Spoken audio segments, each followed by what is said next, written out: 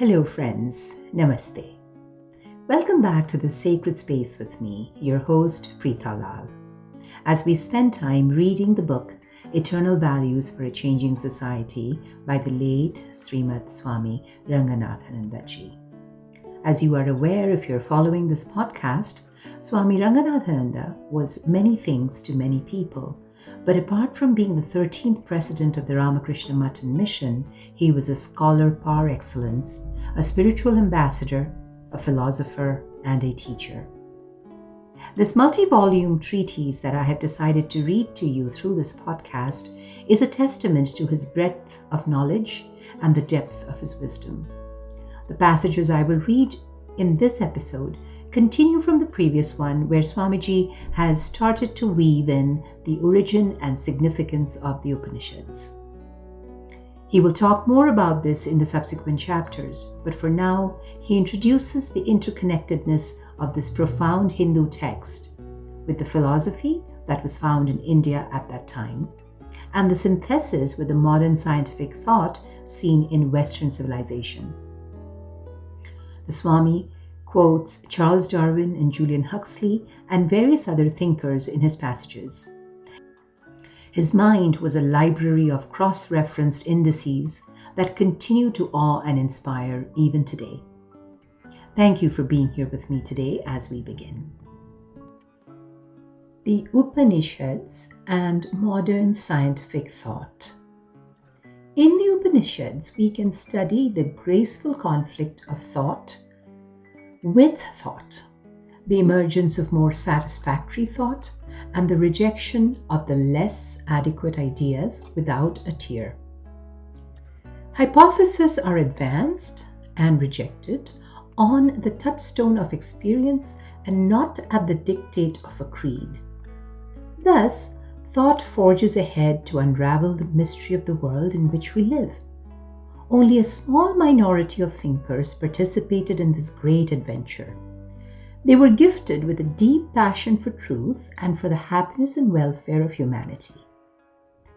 It is no wonder that what they achieved in the speculative field can stand comparison with the advanced scientific cosmology of the modern age. But these Indian thinkers were not satisfied with their intellectual speculations. They discovered, as modern scientists are discovering today, that in spite of such speculative knowledge, the universe remained a mystery, and that the mystery only deepened with the advance of such knowledge. One of the important components of that deepening mystery of the universe is the mystery of the human being itself. The Upanishads became aware of this truth. This is also the central truth emphasized in 20th century physical science. To both, the human is the greatest mystery, holding the key to all other mysteries. With the dawning of this awareness, philosophy took a new and revolutionary turn in ancient India. From being speculative, it became experiential. The external universe comes into the field of experience only in its observable aspects. This is only a fraction of the total reality. Beyond it lies the infinite expanse of the unobservable. 20th century physical science is concerned only with this observable aspect of the universe, but it has become aware that the data of this observable universe includes also the ever-present datum of the observer. Modern science does try to peep into the unobservable on the basis of the observable, but all such attempts are speculative. And they're speculative ventures that make the mystery more incomprehensible.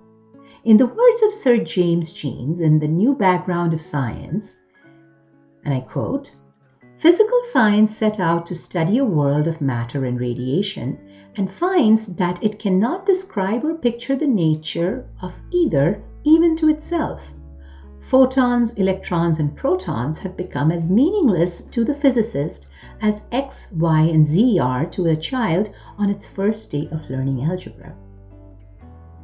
The most we hope for at the moment is to discover ways of manipulating X, Y, and Z without knowing what they are, with the result that the advance of knowledge is at present reduced to what Einstein has described as extracting one incomprehensible from another incomprehensible. End of quote. What is the significance of the presence of this datum of the observer in the data of the observed and the observable? It seems to hide a profounder mystery than the external universe, both from the theoretical and the practical point of view. If the self is inextricably involved in the awareness of the not-self, an inquiry into the nature of the self becomes not only a valid but also an indispensable scientific inquiry. If the mind as knower is involved in our knowledge of the external world, an inquiry into the nature of the mind and the nature of knowledge becomes an integral part of the scientific investigation into the nature of reality. As remarked by Sir Arthur Eddington in The Philosophy of Physical Sciences, he says, "We have discovered that it is actually an aid in the search for knowledge to understand the nature of the knowledge we seek." Lincoln Barnett in The Universe and Dr. Einstein says, and I quote, "In the evolution of scientific thought, one fact has become impressively clear. There is no mystery of the physical world which does not point mystery beyond itself. All high roads of the intellect, all byways of theory and conjecture, lead ultimately to an abyss that human ingenuity can never span. For man is enchained by the very condition of his being, his finiteness and involvement in nature.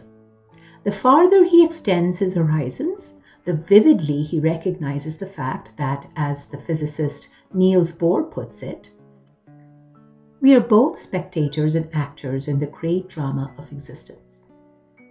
Man is thus his own greatest mystery. He does not understand the vast veiled universe into which he has been cast for the reason that he does not quite understand himself. He comprehends but little of these organic processes and even less of this unique capacity to perceive the world about him, to reason and to dream.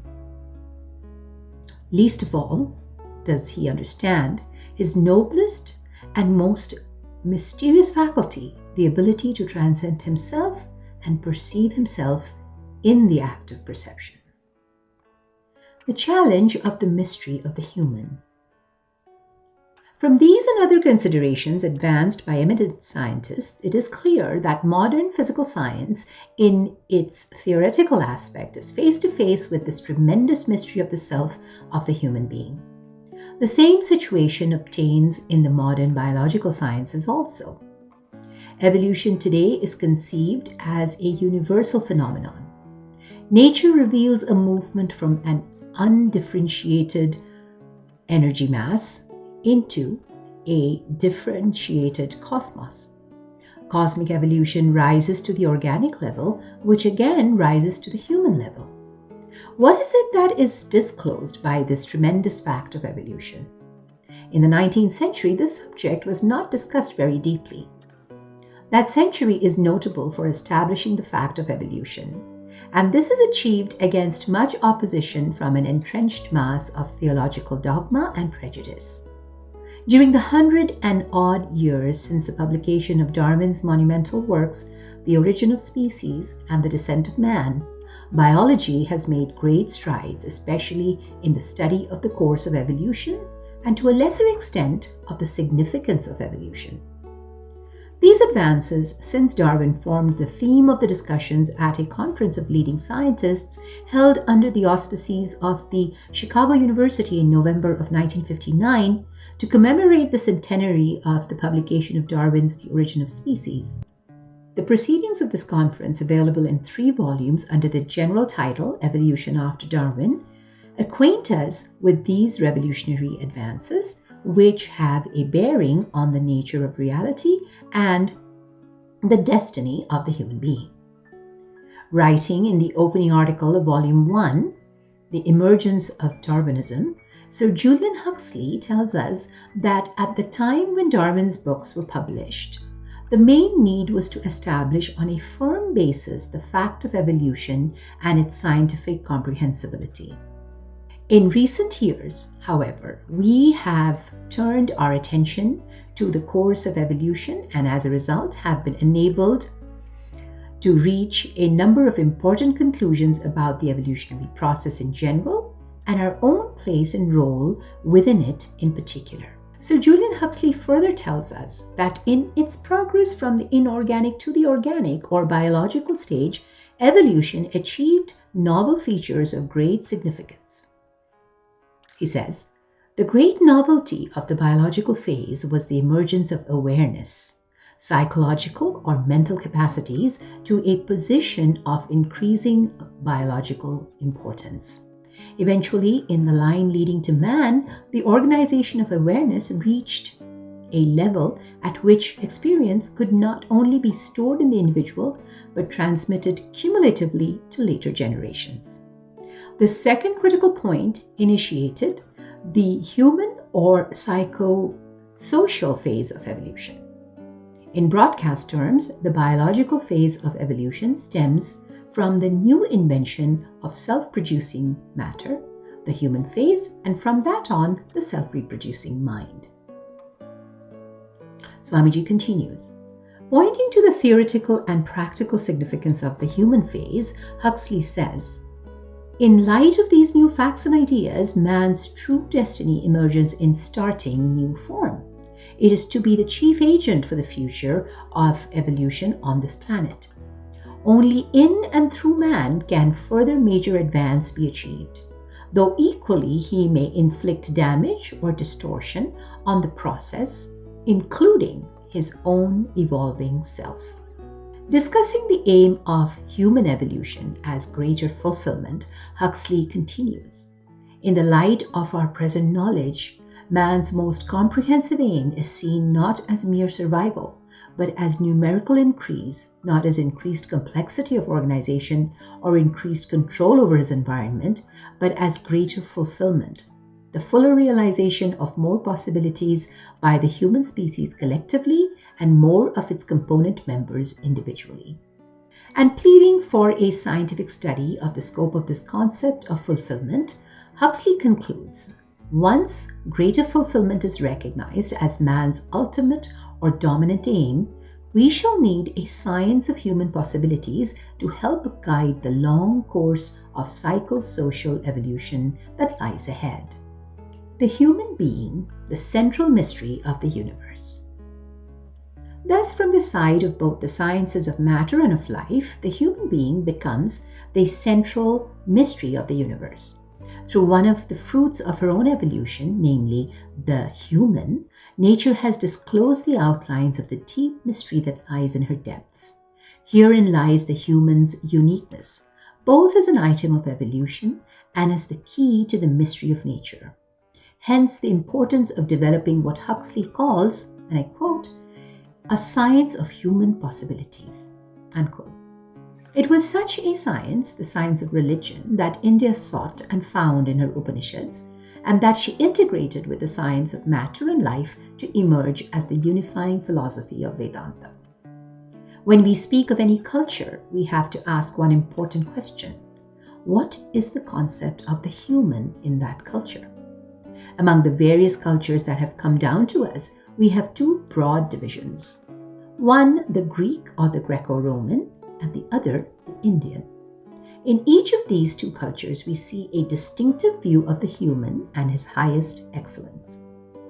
The concept of the human and his highest excellence can serve as a good measuring rod to assess the culture of a people.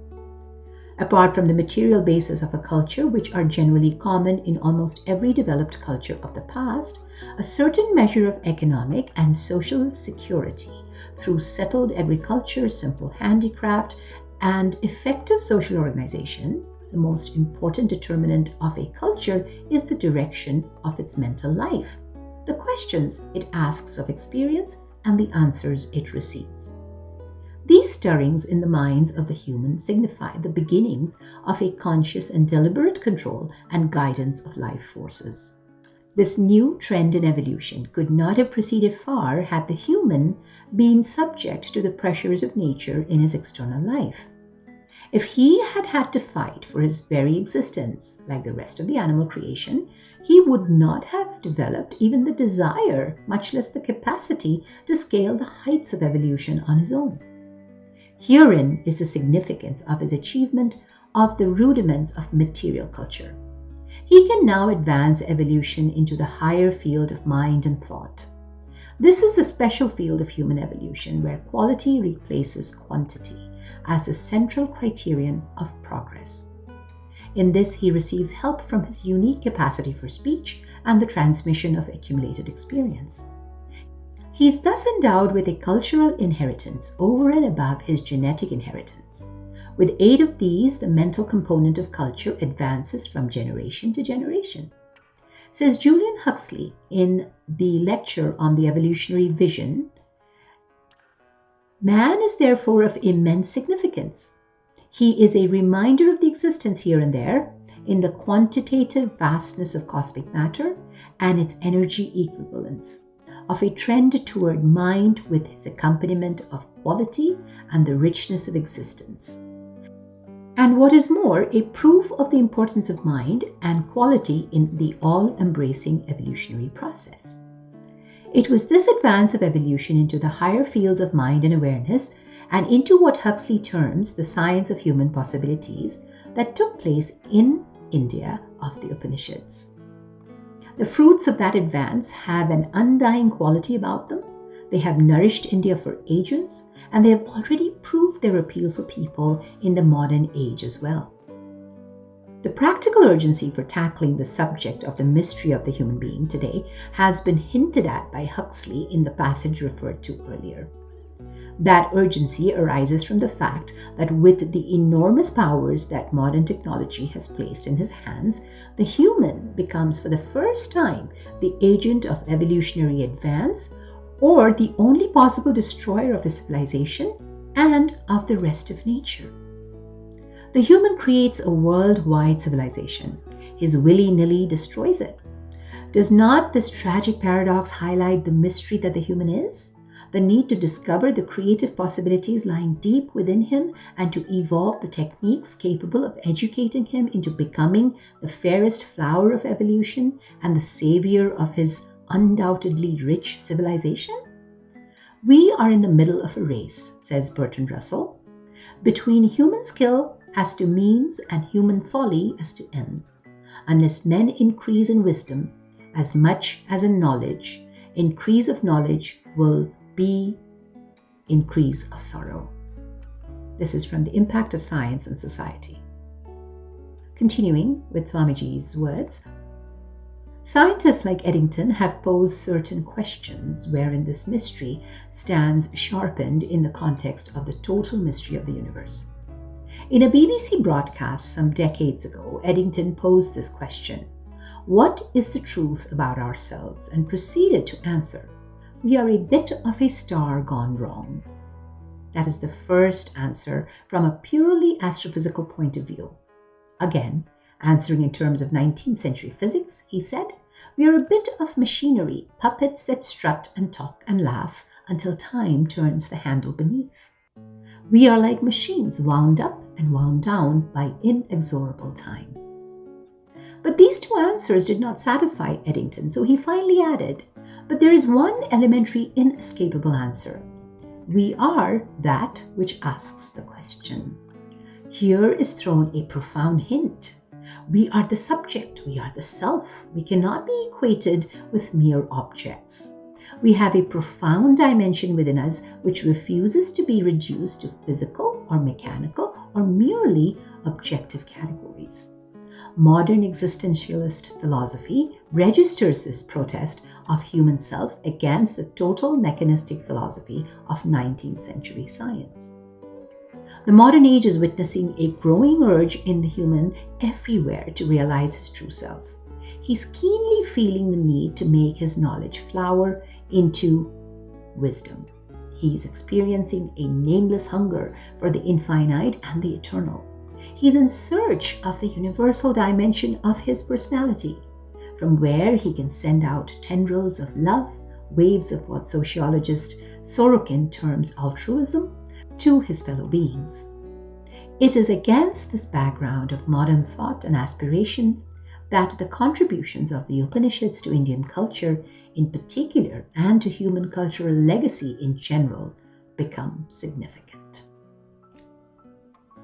We will stop here today, friends, and pick up next time, where Swami Ranganathandanda talks about the charm of the Upanishads and the influence of this text on Indian culture, setting the stage yet again on understanding the true nature of man. Thank you for joining me. This is your host, Preetha Lal. Until next time, Namaste.